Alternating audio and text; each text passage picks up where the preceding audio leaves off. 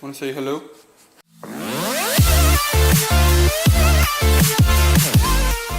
What is up, everybody? It's another truck video today. Sorry for those of you that don't like them, but it's one today. Oh, darn it. In this box, as you can probably tell by the title of the video, is an Edge comp box for a 1998 and a half. Don't forget that. To 2000 Dodge Ram 2500, or well, you know, whatever they put a Cummins in. 24 valve Cummins turbo diesel.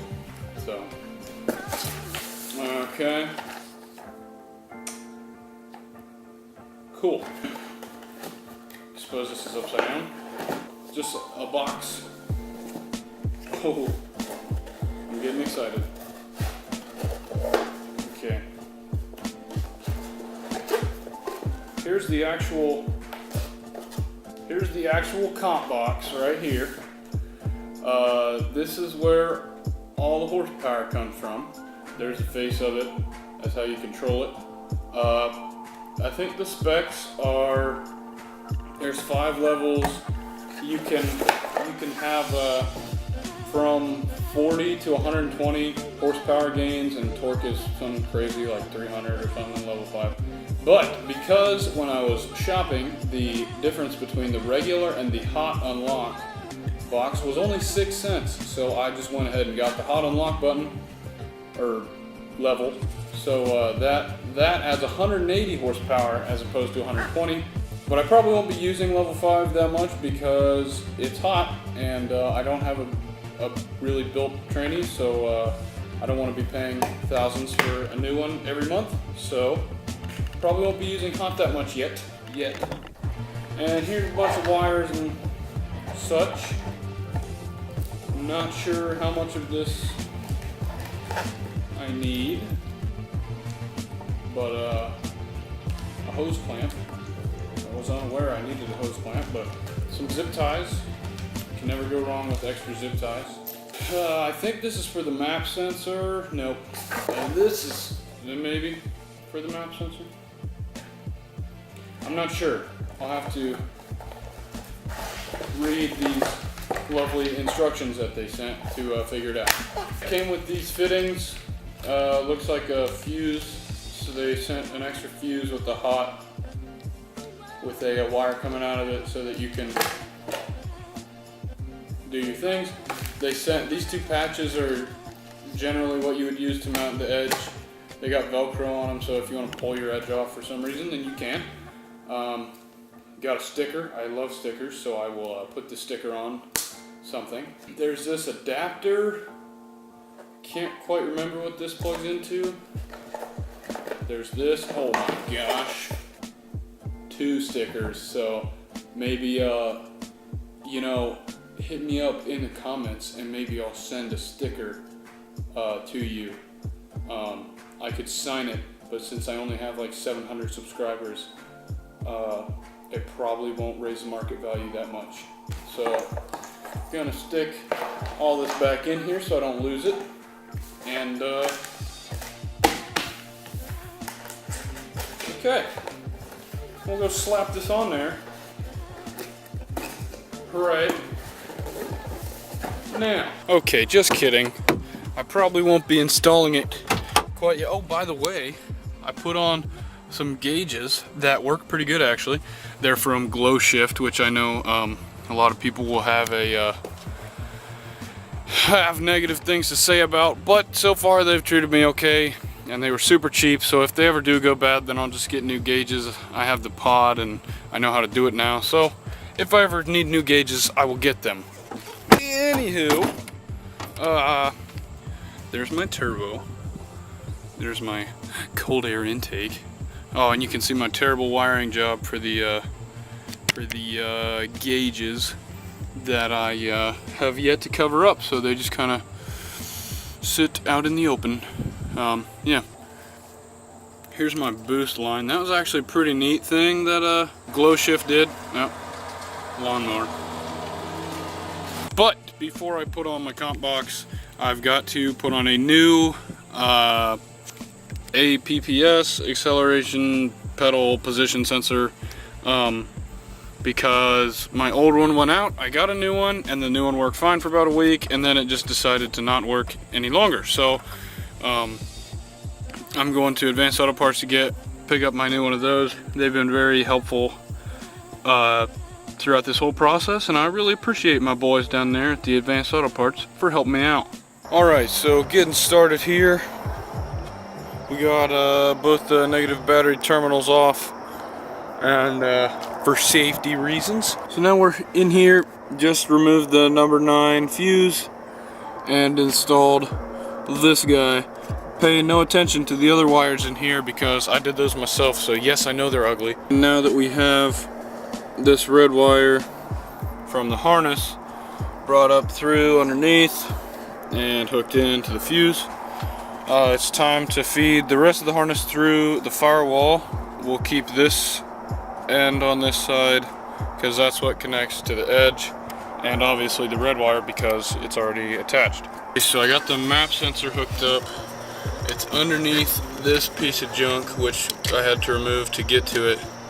It's this connector right here, and then you take you undo the old map sensor, plug this new one in that's on the edge harness, and then take the old harness and plug it into this auxiliary spot that they've got on here so that your truck can still read all the sensor stuff, but also the edge can. So yeah, that was actually kind of more difficult than I thought. I had to pull this, first I had to pull my air dog line off to make enough room for my big freaking hands, and then I had to pull my oil line out of the way. So that was just popping this clip though. So, but yeah, that was more difficult than I thought it would be. Moving on. Now I undid these 3 bolts that hold on this throttle position sensor and bracket and stuff, and I'm just moving that to the side. This is for tapping the pump wire, which is the next step in these handy dandy instructions. So it looks like I now have to take off the old horn. So now the boot is off and the possession sensor is off, revealing the good old VP44. Kind of cool, isn't it? So now you're gonna go to find the wire that you're supposed to tap. Now mine's kind of easy because somebody installed a tuner on this previously, so it's this one, it's the wire with the blue tap on it.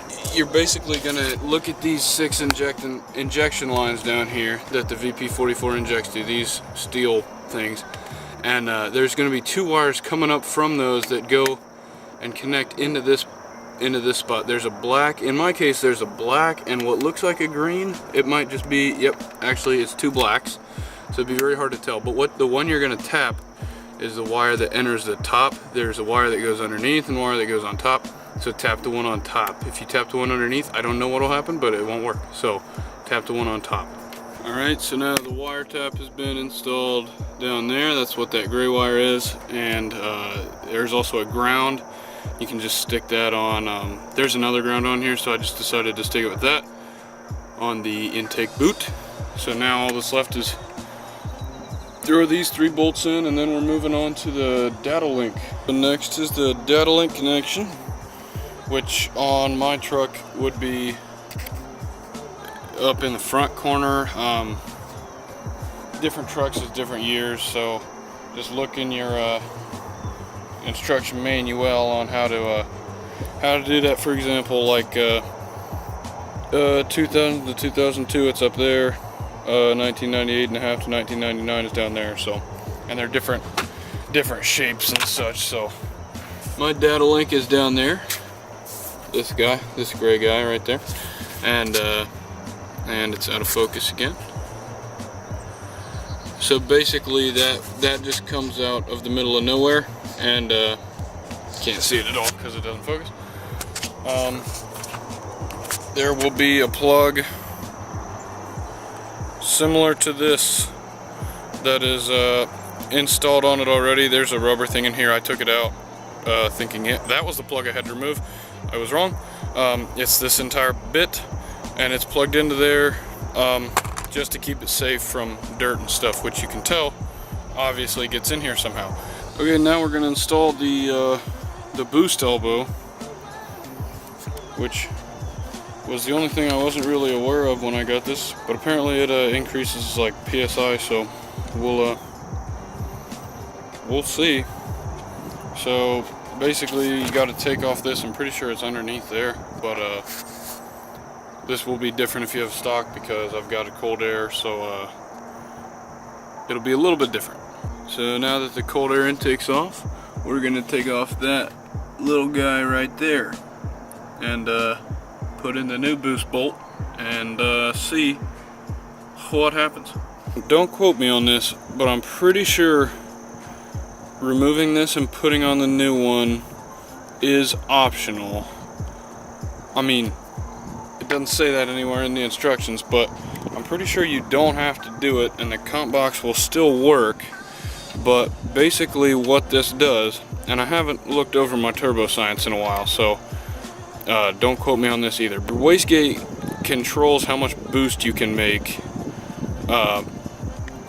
by allowing exhaust gas to pass through the wastegate rather than go through the turbo and spool it up higher and make more pressure. So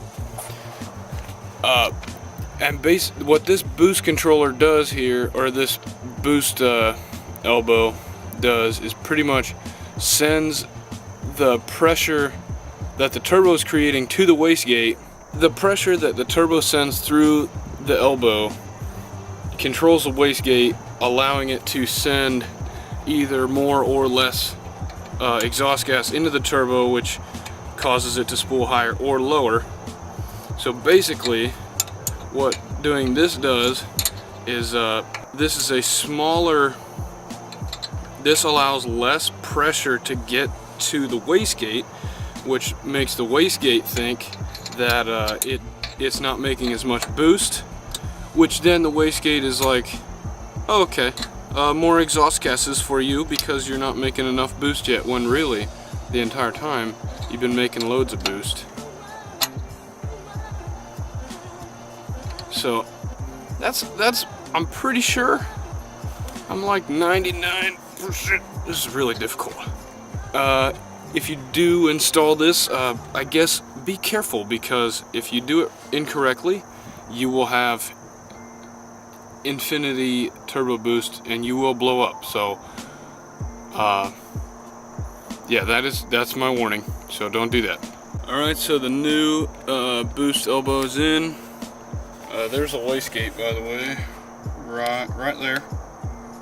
So that is basically tricking that into thinking that it's not as hot as it actually is. Now for the best and easiest part of the install. Unless I screwed up. Oh yeah, this is very hard to do with one hand. Ta-da! She's done. Now I gotta do put some Velcro right here and slap it on.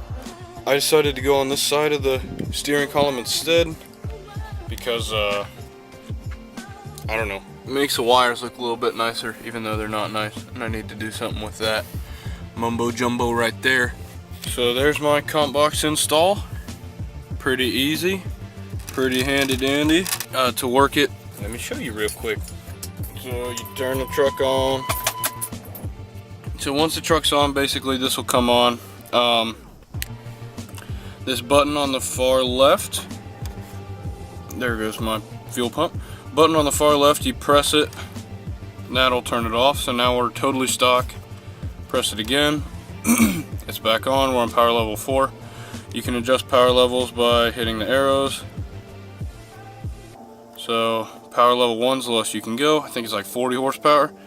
And then all the way up to power level 5, which for me is the hot unlock. And then if you hold down that button for like, I think it's like 2 or 3 seconds, and let go, start flashing. That's your, I think it's your low boost defueling or something like that. If you're at level 5, there's little to no defueling in low boost, and then you can adjust that per level. So like you can be running 5x5 or 3x5 or 3x1. I know that may sound a little bit complicated, but if you ever get one and install it, then it's a little bit easier to understand. So yeah, thanks for watching the install. Stay tuned for maybe some test drives sometime soon. Thanks for watching. See you later.